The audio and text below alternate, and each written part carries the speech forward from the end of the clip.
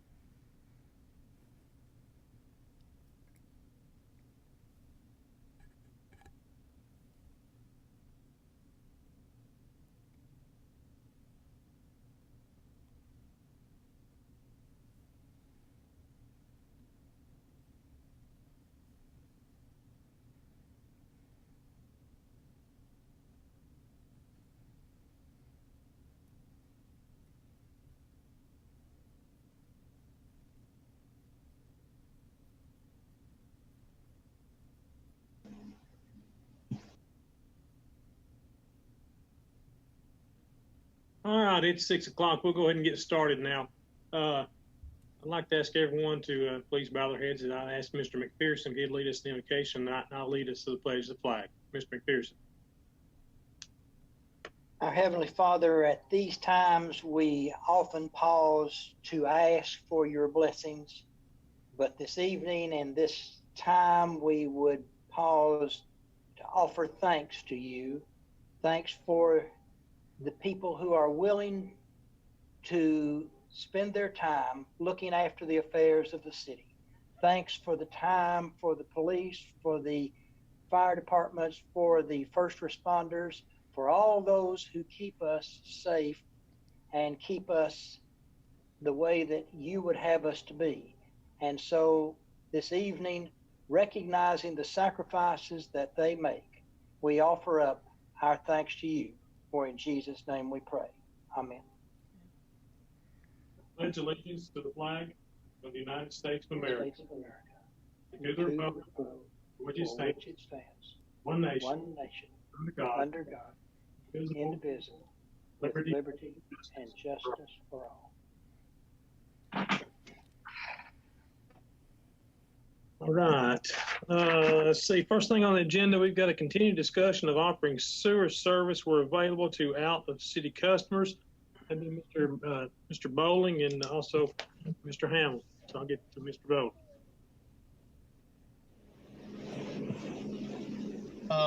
This is something obviously we've talked about before and really never come up with any resolution on. And it comes up from time to time, be it through customer request or through some other means, and wanted to put it back on the agenda to talk about it a little more. We did the project or we authorized the Grove Church to utilize the sewer, and that kind of got our wheels spinning, and we thinking about where we have infrastructure in place, do we have the ability to potentially sign on new customers and look at growing our utility a little bit. We've talked about many times our footprint is so limited.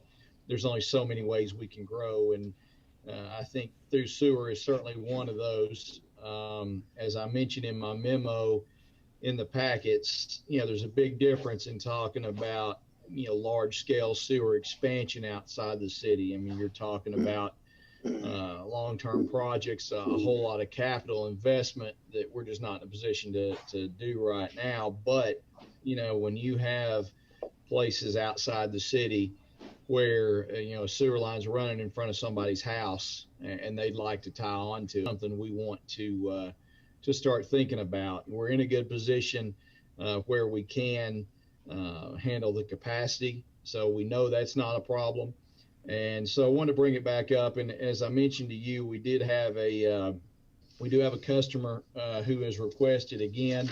He has Chris Nix, and I don't know that he is. He's on the call. So he's asked to be on tonight, and I'll certainly let him speak in a second and be glad to yield the floor to Kevin as well if you have questions of him. But wanted to bring this back up. Again, we feel like it's something that we can do. Obviously, we'd be doing it in a limited capacity because there's only so many places where we have sewer. But I think even though it's not something we're going to decide tonight, maybe moving forward on that, would love to have you consider letting us work on a policy where we could look at adopting out-of-city sewer customers, coming up with policy, governing people tapping into force mains, that sort of thing. A lot of work to be done before it's finalized, but at least I think it's something that's worthy of discussion and worthy of moving forward on. You got anything to follow up with that, Mr. Hamilton? I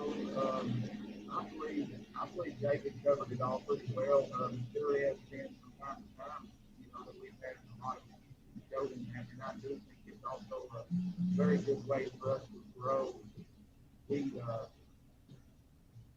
I've sort of over the week so far I've done just drove around and looked, but I think there's a great possibility if it was offered. I think get there. I think they would take. Mr. Bowling, Mr. Hamilton, and work together for come back with us for some kind of a policy on this, and we can look at it. Mr. Brown? Yeah, Mr. Mayor, one thing we need to consider when Mr. Nix was referring to all of the eastern end, we've got to realize, and part of those residents, I don't know exactly where he's talking about, but, we'll be in, part of that is in the Wattsbar Utility District, that we cannot run sewer in another utilities district. So when we write I'm all for writing the policy up and thinking we're expanding where we get 2 customers or 200, but we're going to have to bear in mind too, I think the policy would have to say that they have to already be on our water system, or we won't have any capability of billing for the sewer. I think where Chris is talking about, Mr. Nix is talking about, is before Dollar Road and where Mimosa Park's at. Am I right, Kevin? sir, that's correct. It would Yeah, stop that's- somewhere like around the Galahar and 70 intersection. We don't have it about And 4 customers beyond that. And that would be my initial thought is as we look at a policy, at least for kind of the first phase of this, and I hope, over the years, this is something that expands more and more. But, in this initial phase, I would definitely think, what Kevin and I would focus on would be areas within our system where we do have existing water customers out of the city that just don't have sewer, but are serviced. So geographically, we'd be looking at a specific area, but that would be it's a starting point. So. Okay. All right, good deal. Unless anyone else from council's got anything, Mr. Baldwin, if you and Mr. Hamilton work together on that, and you bring it back to us. Sure will. Thank you. Okay. All right. Thank you, Mr. Nix. Thank you. All right, item 4 is continued discussion of contracting for street and ball field lighting conversion and energy efficient improvements. We've had both presentations from PATH and from Train. And I think we've had time to look at it. So I want to put it on the agenda for Tuesday night if we're going to do this, to decide which company to go with. And I'll open it up to see if Mr. Bowman's got anything to add to that, and then the council. Well, I mean, obviously, this is a decision that you guys are going to have to make. We have, we put this out. I think we went through a very open and transparent procedure to do this, to get to this point. And we had two very good companies respond. I appreciate both for the work that they put into this at this point. From my standpoint, I think certainly this could be a win-win project for the city. I think the most important thing that we've talked about, we've beat it to death, is that, we need this to be a revenue neutral project. We want to see this done in a way that the savings will pay for it, because obviously we're talking about borrowing a lot of money for us to do this. And I think that's so important. And I know that both companies have commented that, as they go into the next phase and we're looking at more intense audits to really get in and dig into this, that, the thought being that, we have to let this, pay for itself, at least from my position. So I know that, and I think both are sensitive to that. Beyond that, it's a great thing if we can, if the savings are there, and we can make it work. I think it'd be a real benefit to the city. So, it's very rare that we have an opportunity to make improvements that we don't have to go out of pocket for. So I'm anxious to see how you all move forward, and hopefully that once they get in looking at this, the savings will be there, and we can have that guarantee and that peace of mind and still be able to do this. So. Does anyone on council have anything to comment on this about?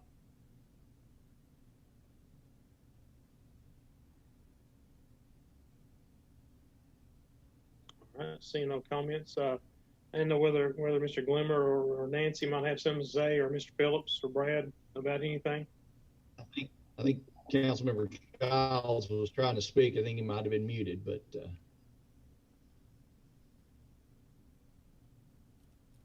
Keep trying. Hit it harder.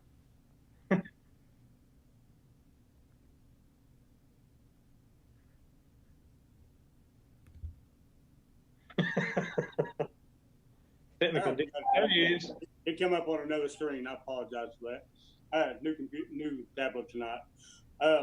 Yeah, we've looked at this several times, and one thing I'd like to point out to council while we're looking at this, look out for the one that's going to do the most for us.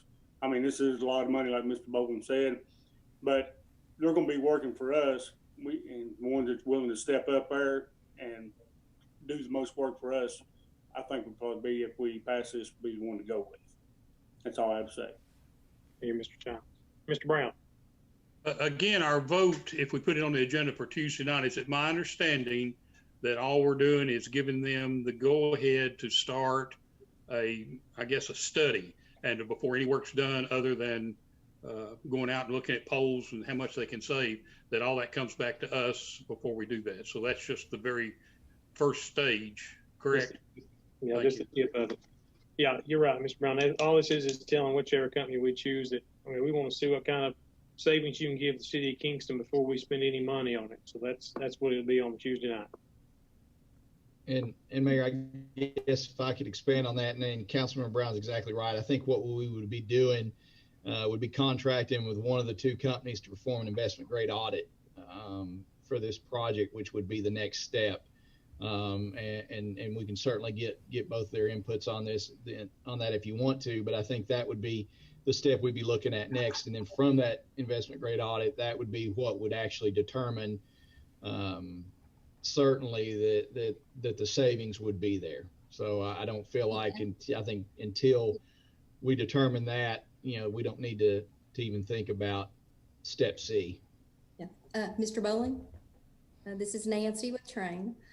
Just to be clear, our next step in the process is a preliminary audit to which there's no cost associated.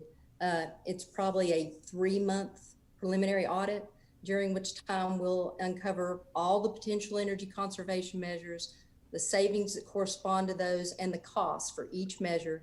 And then we'll come forth with what we see the project being before you commit to an investment grade audit. The investment grade audit will commit you to a cost, and you all aren't at that point yet. Right. Mayor Neal, this is. Go ahead. Go ahead, Russ. I was just gonna say, I think we have somewhat of a semantics thing here going on too. So to answer the council's question, is we're offering to do a free investment grade audit as the next step. So, because all these different things that you've mentioned with the buildings and the ball field lights, and I think it's wise to take a step back and measure twice and cut once. And so I think we're both offering a free next step. Your goal is to pick your partner that you want to work with. And so, I'll leave it at that. Thank you both. And Mayor, if I could just ask this question, since we're in a meeting and we have both on here, and both of you feel free to correct me if I'm wrong, but I'm under the understanding that both of you have committed that if we come in and you take this next step, whether you call it preliminary audit, investment grade audit, whatever, if the savings are not identified enough to support this project, then there's no obligation from that point forward for the city. I just want to make sure that council understands we're not, if you all come in, study it, and say, okay, well, it's not going to pay for itself, here's your bill, that's not going to happen with either situation, I hope. You're correct. At this point, from the past standpoint, it's 100% correct. We're confident of the result at this point with as many cities as we worked with.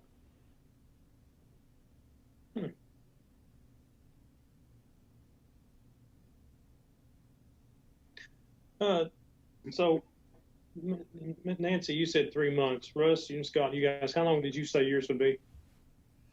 The next phase will take 3 months, and then we've delineated that. There's another phase after that will take another 3 months after that. So you're probably 6 months from actually spending or borrowing money on our side.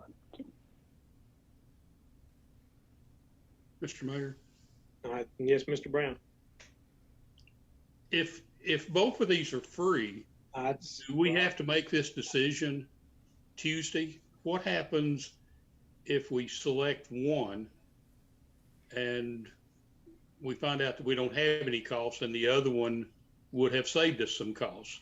Can we not go to the next step and let that be part of it, or is this just not the way it's handled? I mean, we don't know if either one of them can give us savings tonight.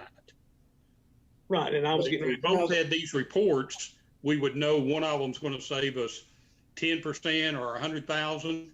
Or I'm just asking that question. Well, Mr. Brown, I'm getting ready to comment on the same thing. Why would there be an issue if we didn't choose either one of them? We chose both of them to give us their both energy plans before we made a decision on which company to go with. Well, let me answer something real quick though, to Tony's point. we've already done an audit and study on the energy bills for the streetlights, Tony. So we know there is a savings there. We've not gone in and looked at the buildings because that wasn't a part of the scope of what we originally looked at. So we do know there is some savings there. And then I guess I would also just add, it's not the way these are typically done. These are typically picked off of your best quality responder. Not to say, I mean, every business is a little different, but I do believe you'd be best served, even if the answer is not us. I'm confident enough that you'd be better served to pick one partner and work the process. And if it reaches a dead end at any point, and it's not us, I'd welcome a call. But typically, I'll let Trent answer their spots. Is normally you pick your partner, you see if you can make it work, and if you can't, then you take a step back. And the reason I would say that's a good answer is too, because there's a substantial amount of dollars that have to be invested. So, you know, if you had, let's just say, for instance, you had 5 responders, would you turn around and have 5 companies go out and spend all their dollars and resources to come back to give you an answer? But Brad, we don't have 5, we have 2. Okay. So the question is it fair then to take 2 companies and ask them to go spend the man hours to perform the next step of what you're wanting with a possibility of a chance? Go ahead, Russ. I would just add, I mean, what you'll find in these processes is there's lots of different forks in the road, and it's really, if I was in your shoes, you know, let's get 3 quotes and pick the middle one. I mean, I get that mentality, but these projects are a lot more complex and a lot more moving parts, and so that's the reason they're typically picked your partner at the beginning of the process, so that you can, you know, and if they get you a deal that's satisfactory, this is not something that's going to cost you out of pocket with either one of us. I mean, like I said, I would expect Train would say the same thing in terms of self-funding projects, and so you really just need to pick your trusted partner and move forward. Is what I would encourage the group. So. I'll chime in on behalf of Train. I agree with Russ. The model is typically for us to undertake this next step, which is 3 months of auditing by project developers, energy engineers, some of our project managers. It's a pretty big financial undertaking. So typically, you know, you choose who you want to go forward with at that point. We've done enough of an analysis at this point and walked each of the sites from a high level to know that there is a project that will fund itself. It's just a matter of what the specific scope is going to be, how large it's going to be, how big of a project can we get to self-fund, and then taking into account available grant funds and such also. But I do agree with Russ that typically we don't undertake all that engineering, labor, and development unless we know we've been selected. Thank you. Anyone else on council have anything else to add on this?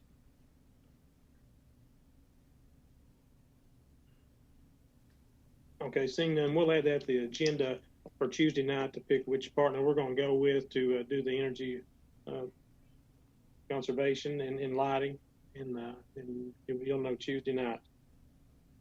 All right, number 5 is discussion of adoption of policies and procedures for the water department. Mr. City Manager.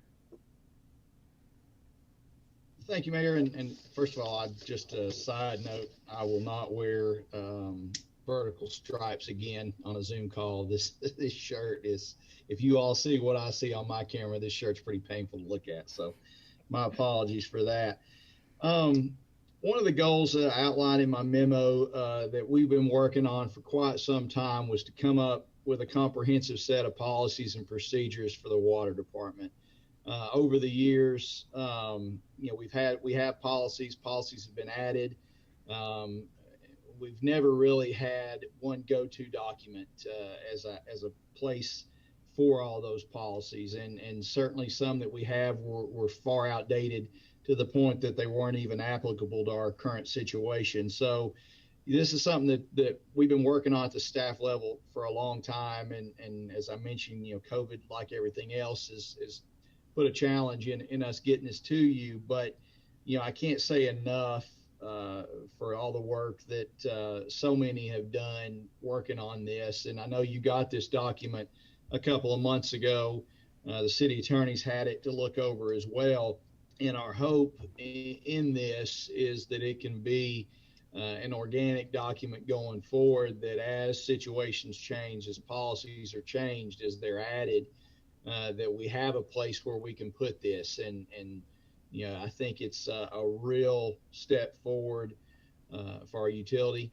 This is something that, again, we've been kind of lacking in for a long time. It's not that we haven't had policies, but it's putting your hands on them sometimes is a challenge. So we've given this to you to review. I know it's a big document. Like I said, you've had it for a couple months, and we just wanted to get it in your hands, get it on a workshop agenda so we could discuss it and hopefully get something that we can move forward with. And, as time goes on, it can continue to evolve. But I think this is a real good step in the operations of our utility. So with that, I know several people that worked on it. Kelly, Marcia, Kevin, Michelle are all on here. So by all means, welcome all of them to chime in. But very proud of this. It covers a lot of things. But it's like I said, I'm fully supportive of adopting this and having it as we move forward. Yeah, I think from the start, you guys have got, this will be a living document that we'll be adding stuff to periodically, such as the sewer on the outside, city sewer. So I think it's a good start. Is there anything we need to, and we need to adopt it, I'm sure, correct? Yeah, once we get it adopted, and I know these sort of things, kind of like with personnel policies, and Sandy can correct me if I'm wrong, but will probably need to be passed by ordinance, I would assume. But our hope would be that this is something, and that we could maybe come to you all, unless something big comes up. We could come to you maybe annually and say, okay, here we have some recommendations of some, things that need to be updated or whatever, and update the policies as needed. But I think this would be a good start. It's, again, this is kind of our governing documents, and a lot of these, these aren't new policies. There's certainly some things we've changed, some things we've improved on, but a lot of this at its core is stuff that we already have on the books. We just try to make it better, try to put it all in one place, and have it accessible so we know, how we're governed and where to find that information. So yeah, you're exactly right. If when Kevin and I work on this sewer policy, if it is approved, this would be where it would go, and we'd always know going forward, hey, here's where the sewer policy is. So again, I just think it's a lot of it is bookkeeping, but it's important. Mr. McPherson, will this need to be in the ordinance form for us to adopt it? It will need to be an ordinance. We'll pass an ordinance that adopts this. It will be attached to the ordinance itself. Yes. So if you have that done by Tuesday night. This is a conversation we have every Tuesday once a month, right? Exactly. Well, you knew it was coming. Yes, absolutely. Okay. I may not be able to get it out by Friday for it to go in the packet, but I'll have it for you all. Yes. Anyone from council got anything on this, Mr. Brown?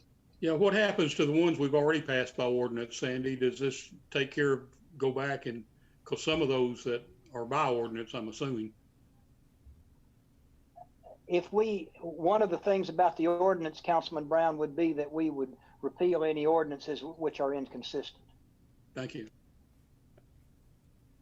Anyone else on council? And our thought would be on some of those, it would almost, some of them may be amended, some of them may be in original language, but everything covered in here, if we could just, I would assume, Sandy, it would be passed as an overall document. And then any future policies obviously would require their own ordinances, and then they would just be added to this. That's correct, Mr. Bowling. All right, no one else has got anything on that. We'll add that to the agenda if Sandy can get it done by Monday. She will. All right, so I'll go around the screen and see if anybody's got anything. I'll start with you, Mr. Childs. Do you have anything? No, sir. Ms. Wright, do you have anything? I do not. Ms. Humphries? No, no, sir. Mr. Brown? Yeah, I just want to welcome our new member, Jeff. Glad to see you and wish we could be meeting in the council chambers, but congratulations and welcome to the Water and Sewer Board and City Council. Mr. Brown, that's why I was leaving him to last, to welcome him on board and see if he had anything. I know it's a little different because we're not, like you said, meeting in person. So, me and you've been on this too long. We kind of think alike. All right, Mr. Griffiths, do you have anything? And welcome to council. Congratulations. Let's see if you had anything to add or.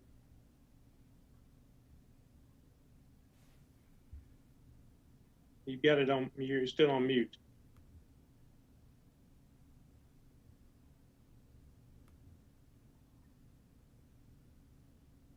Now I'm on. There it is. Yeah, I'd like to thank y'all for voting me in, and I look forward to working with you all. And I know y'all do a fine job, and hopefully I can learn from y'all on how this works, and we'll go from there. Thank you and welcome. Mr. Bowling, do you have anything to add? Thank you. Not a lot, just to give you an update. Obviously, we're not quite, it's hard to believe you're talking about this already, but we're not really into budget yet, but we're certainly starting to think along those lines. And I'm going to be meeting with all the department heads starting next week to start working on revising our 5-year capital plans, which we hope to incorporate back into this budget this year. As you know, last year we stepped away from that, give our fund balance a little time to heal and some breathing room. But we've got some needs. We're working on trying to identify those and again, pick back up where we left off the process of trying to meet some of these needs without going in debt to do it. So I'll be working on that, and I'll get you all a copy once we have those revised, and you'll have those in advance of the upcoming budget season. Thank you. I'm sure we're all looking forward to the budget we just passed a few months ago. All right, does anybody get anything else? Before we get off, I'll go Mr. Brown. No, just remember the Stockton family. That's on my list too. I was going to ask you how the weather was. Weather's good. I talked to somebody today and they said, we went up, I was going to be at the meeting. I said, yeah, and they wanted an ocean view, but it's dark. It gets dark at 5:30 down here. All right, yeah, remember Sarah, she had a family emergency, couldn't be with us tonight. So I'm sure there'll be more coming after that. So if nobody's got anything else, I will see you guys on Tuesday night.